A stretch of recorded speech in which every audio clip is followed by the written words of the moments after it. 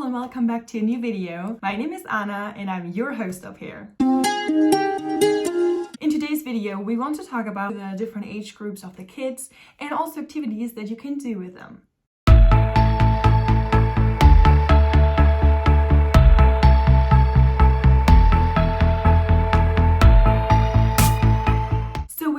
Out your application, there is a page where you can say what ages you would prefer. If you have like a lot of experience with babysitting for like younger kids, then you can choose to be an au pair for like younger children. Or if you say you really want to do like older children up to teenagers, then you can also type that in. It kind of helps, like it's like a filter. If you're on a dating app, for example, the age group what you're looking for to date, it's kind of like similar to that. If you tick the box for like younger children, then I think most of the time host families who have younger children see your profile preferred than host families who have older children and you didn't tick that box. I ticked the box for younger children because the main reason was my English. I wasn't comfortable or confident enough to tick boxes for older children just because I was thinking if they start an argument with me, I'm done because I can't argue. Now I can ask my host parents, but before I wasn't really good in English, so I couldn't really have a conversation in English. And this is kind of like my first tip for this already. If you're someone who's very good in English and who is like comfortable and confident enough to say like, I really don't mind having arguments and I really like debating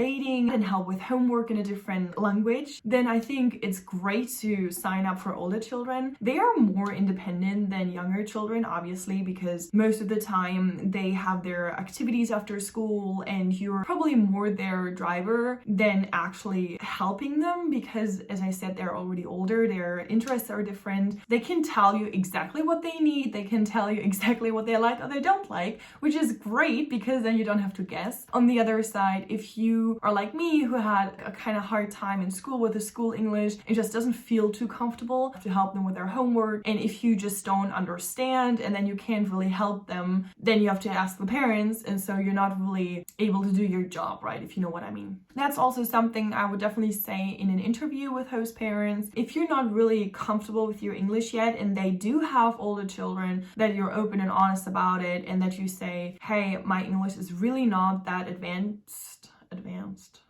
My English is not that good at the moment. What exactly is your expectation towards me about helping with homework? They have younger children that they say, okay, you might are more for the younger children and the only for like driving around to their activities or picking up. Like that's up to you how you communicate this and up to the family on how they need you. So I recently watched a takeover on Au Pair in America. You should definitely follow their Instagram. They always have takeovers from au pairs and they can like answer all of your questions. And this girl had older host children. I think they were like 11 and 14 years old. And for her, she kind of explained her job is helping them to get ready in the morning in the sense of making them lunches or snacks or something, then dropping them off to school. And then in the afternoon, she picks them up again and like drives them to their activities or they drive themselves. And she just like sits with them in the car and drives the car back or something. So they're like way more independent. They do their own things. They have their own friends. They have their own agenda. And you're kind of like more there to support them if they need them, kind of like a big sister who's maybe already in college or something and is just home to help out with the family. So things that you can do with older host children are just like watch movies together, go to the mall, go shopping together, get your nails done if you want, or go, if you have a pet, on walks together, do road trips maybe with your host children if they're up to, do outside activities. I mean, they still love building a snowman or igloos or something outside, go skiing, maybe take ski lessons together, do karaoke nights, game nights, anything like that. I think especially when they're still like those preteens, their imagination is amazing, so you can definitely do a lot of creative things with them. Arts and crafts are always a good go, or cooking something, trying out new recipes, doing TikToks together, doing videos together. So there's a lot of stuff to do with older children. If you're like me, you just really like taking care of younger children, then I can give you all the information. I came to my host family when Paul was 3 years old and India was only 9 months. Now we're up to 5 children and they are from birth really small and up to 6 years old now. So I can give you all the information about that. If you have questions in general about the different programs that you can do as an au pair, or which agencies you can go with, or about the application process, or anything like that, just let me know. Write a comment down below and I can make a video for that for you. And don't forget, if you're from Germany, Austria, or Switzerland, to sign up for online events. If you want to be an au pair and you have questions, you can just sign up for free and then join on the online events. I'm gonna be there on the 17th of February from 5:30 to 7 exactly. So if you want to sign up and see me on a video talking about what I always do, just sign up. It's for free, as I said, but it's only for the organization Aifs. So if you decide to go with Aifs, Au Pair in America, then that's the organization and then you can just join. I'm gonna put you the link down in the info box.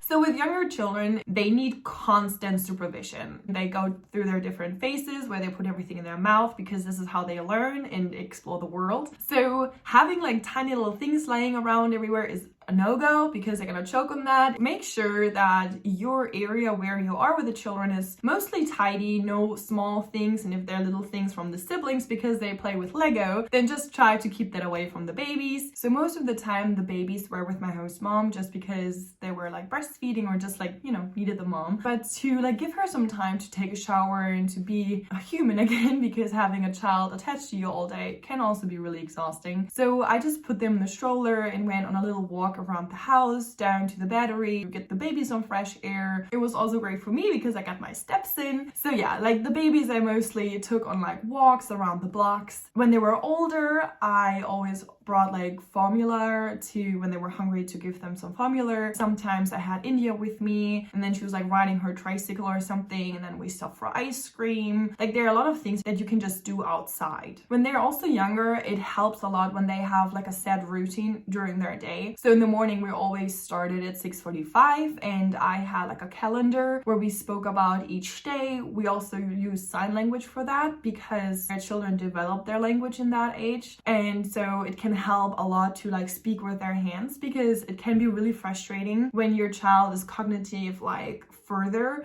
but it just can't pronounce the words yet. I think we all know that if you want to say something and you can just not say it. So I introduced sign language with the children so they could like tell me if they would have like more, or if they were hungry, or we were like talking about the weekdays where we're saying like today is Monday, and then we could just like go from there. We were talking about the weather, if it was sunny or if it was rainy, and so it was way easier to communicate with the children in that age. We had like a set routine for every day where we started in the morning with a calendar and then we got ready for school or the activities that we were doing on that day. Communicating is very important so they feel heard. It's also kind of nice if you do not treat them as babies, if you treat them just like normal people and talk to them in a normal voice, because then they feel heard and they feel acknowledged. Because if you just like, then it's a bit, I think, annoying for the children as well. So what I did was just explaining to the children when I had them all day because they were out of school that we were going on a field trip. Sometimes I did this the day before, but it was kind of hard for us with transition sometimes. Then I just kept it to myself and told them the next morning. We're saying, for example, hey guys, today we're going to Bee City. That was kind of like an outside zoo. And then they helped me pack the bags. It's always nice to get children involved because then they did their part and then they're way more excited than you're doing everything for them. Most of the time, children do not need help all the time. Sometimes it's also good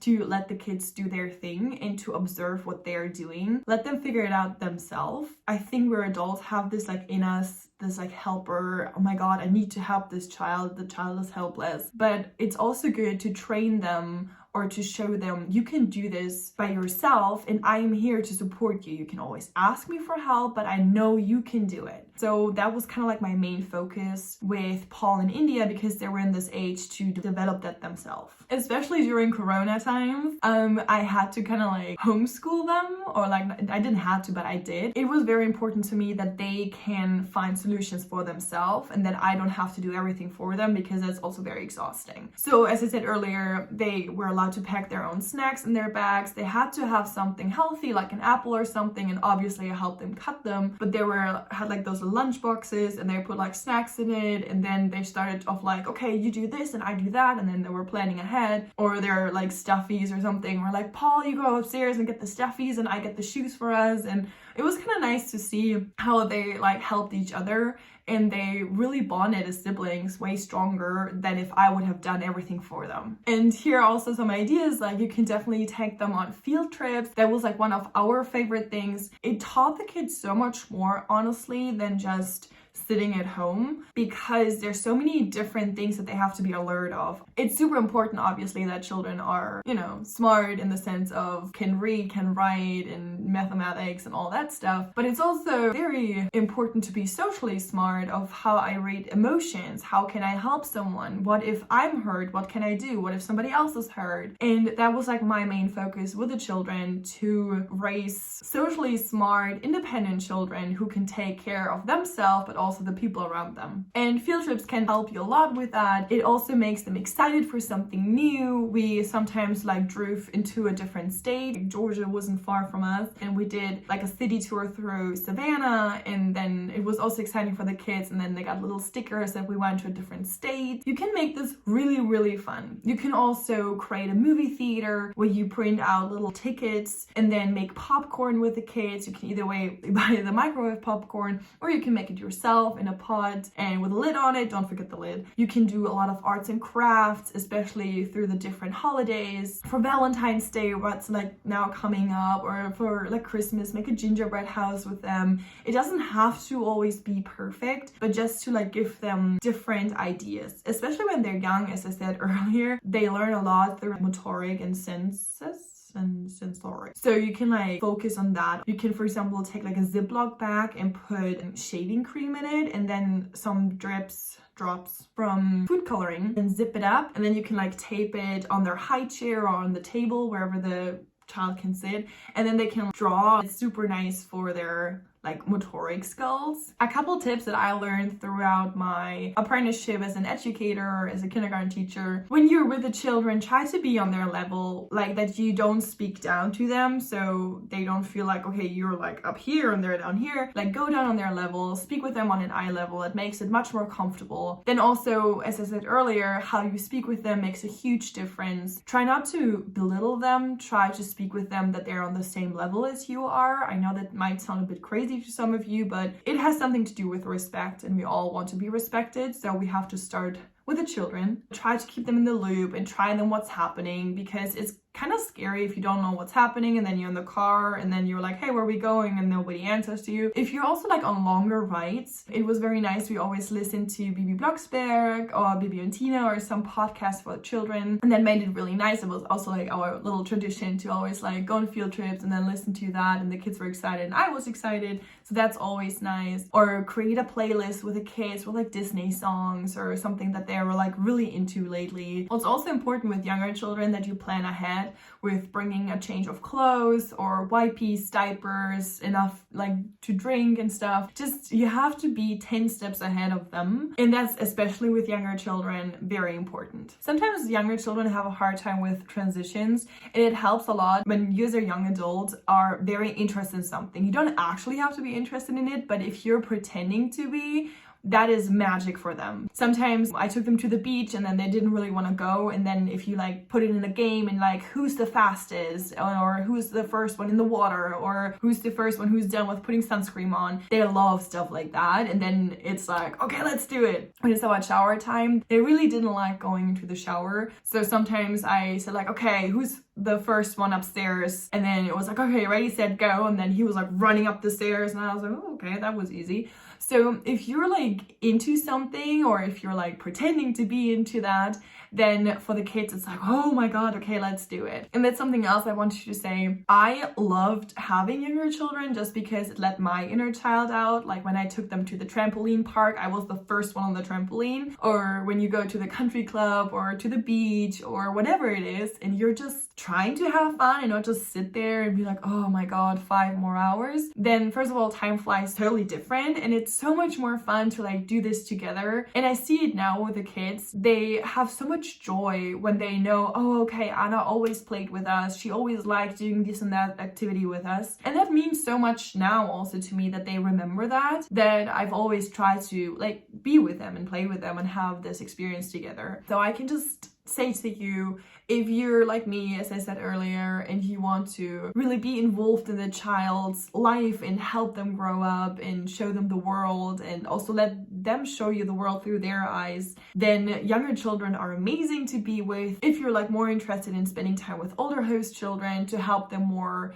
in their development and with like school and drive them somewhere, have like more of that experience, that's also possible. This is why we have this amazing program where you can choose what age groups you want to be a part of. So either way, both or like all the ages are amazing, and this experience itself is just so fun and so great. I wouldn't change this experience for anything. So yeah, I hope this was helpful to you, and if you have any more questions, let me know.